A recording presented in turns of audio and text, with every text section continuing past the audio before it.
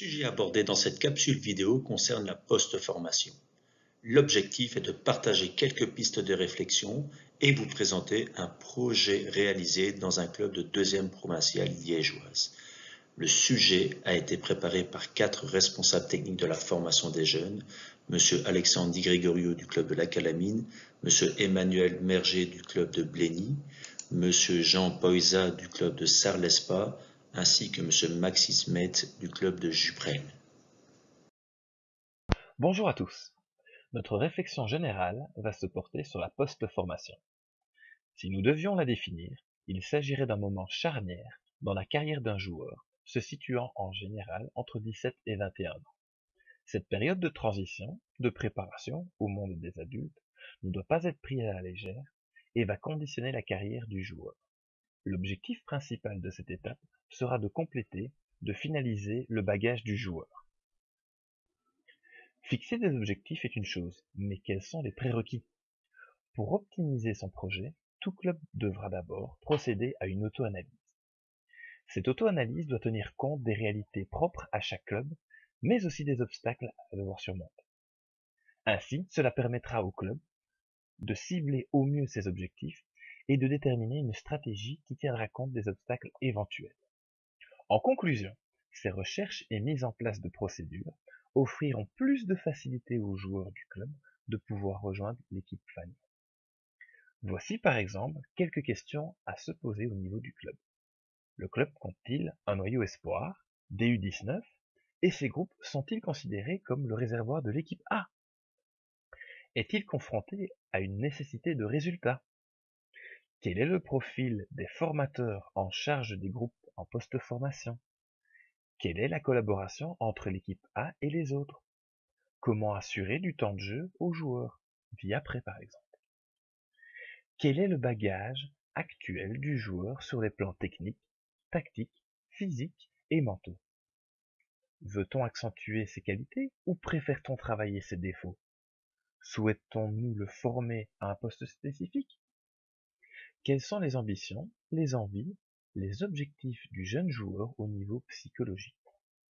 Enfin, à quel niveau le jeune joueur évoluait-il et à quel niveau est-il au final amené à devoir évoluer?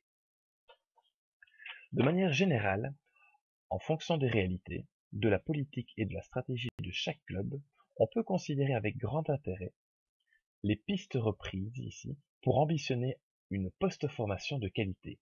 Ces pistes ne sont bien entendu pas exhaustives. Une évaluation pertinente des acquis du joueur permettra de définir les points de travail ainsi qu'un accompagnement adapté et individualisé. Le plus souvent, on ira à cette période vers une spécialisation du profil joueur sur un poste. Développer une étroite collaboration entre les entraîneurs seniors et les formateurs en charge des joueurs de 17 à 21 ans. Favoriser les repères entre les équipes U18 à U21 et les équipes seniors par le biais d'entraînement, d'échauffement, de schémas et de principes de jeu similaires. Mettre davantage le focus sur la performance et l'efficacité du joueur au service de l'équipe. Rechercher un profil de formateur avec des compétences bien précises pour les équipes U18 à U21. Confronter les joueurs au monde des adultes en leur donnant l'opportunité de se mesurer à des adultes via des entraînements et des matchs amicaux. Intégrer les jeunes progressivement lors des séances des équipes seniors. Former une cellule spécifique qui décidera des mesures adéquates à prendre pour les équipes en post-formation. Au final, vous le voyez, la connaissance de ses propres joueurs, le dialogue, la collaboration entre les différents acteurs du club, entre seniors et jeunes, sont indispensables pour développer un réel projet de post-formation. Nous allons vous présenter un exemple en cours de développement dans un club amateur de deuxième provinciale. Ceci pour montrer que la question de la post-formation peut être abordée et pensée quel que soit le niveau du club.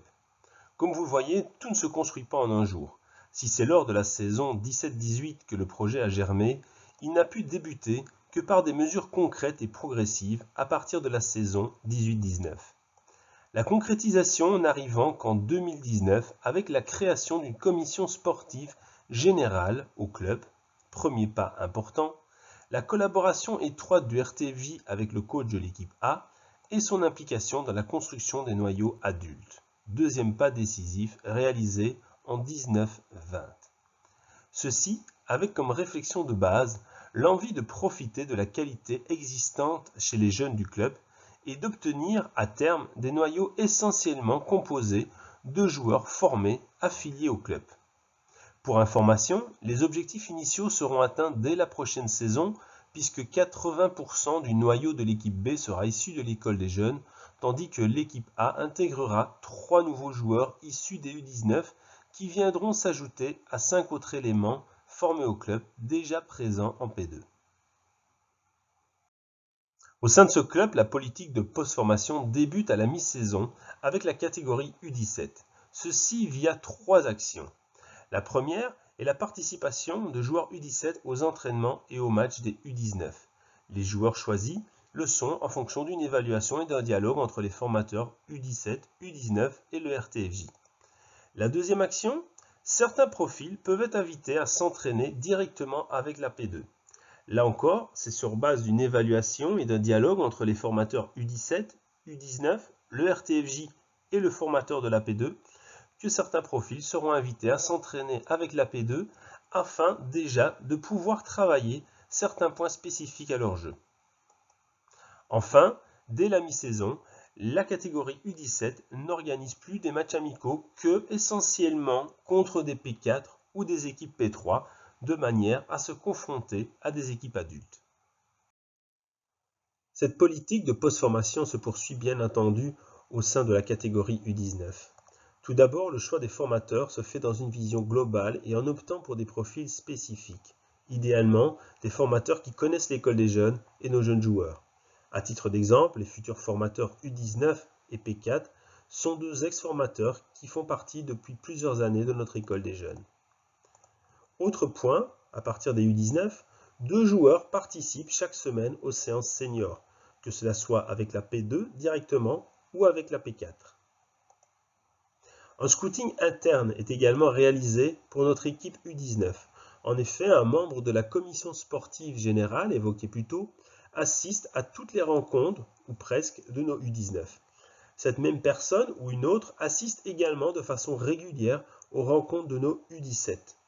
Il est à souligner que l'entraîneur de l'équipe A, la P2, assiste lui-même de manière fréquente aux rencontres de nos U19 ou de nos U17. Dès le début de saison, les U19 prendront essentiellement des matchs amicaux contre des équipes seniors. Des entraînements communs sont réalisés tout au long de la saison entre notre noyau U19, notre équipe de P2 ou notre équipe de P4. Enfin, une 3e séance d'entraînement a été prévue pour la saison prochaine. En effet, tous nos joueurs du foot à 11, depuis les U14, sont habitués à avoir 3 séances d'entraînement. Les U19 eux-mêmes bénéficient toujours de cette 3e séance d'entraînement. Or, en P2 et en P4, on passait à 2 séances, ce qui posait à notre sens un problème pour les jeunes joueurs qui, au lieu de pouvoir travailler au moins autant, voire plus, voyaient leur charge de travail diminuer alors que l'on souhaite justement travailler des points spécifiques avec eux. Dès lors, il a été décidé que pour tous les joueurs de moins de 21 ans qui font partie des noyaux P2 et P4, une 3e séance serait organisée en parallèle à la 3e séance des U19. Bien entendu, les éléments pratiques développés en U17 et en U19 sont essentiels dans ce processus de post-formation. Mais certains modèles de fonctionnement interne au club ont aussi toute leur importance. En janvier, la commission sportive du club commence à se réunir pour débuter l'évaluation des noyaux de la P2 au U19. C'est ici que les choix des formateurs sont discutés pour la saison suivante et les objectifs fixés, notamment en termes de post-formation. Une fois le staff sportif annoncé, une seconde évaluation a lieu avec celui-ci, en collaboration étroite avec le RTFJ. La composition des noyaux est ensuite réalisée au maximum avec une vision globale et verticale qui tient compte des joueurs présents au club de la P2 au U17. En avril, il était prévu de définir des points de travail spécifiques à plusieurs joueurs en vue de leur passage en senior. Une grande partie de ces démarches ont été lancées au début de la défunte saison et se poursuivront la saison prochaine. Le noyau P2 a été entièrement construit en collaboration directe entre le coach P2 et le RTFJ. Le noyau P4 a lui été construit en collaboration avec le RTFJ, le formateur P4 et la commission sportive. Le noyau U19 a été construit par le RTFJ avec le formateur U19. Le noyau U17 est lui construit entièrement par le RTFJ. Voici comment la post-formation est pensée au sein de ce club. Merci pour votre écoute.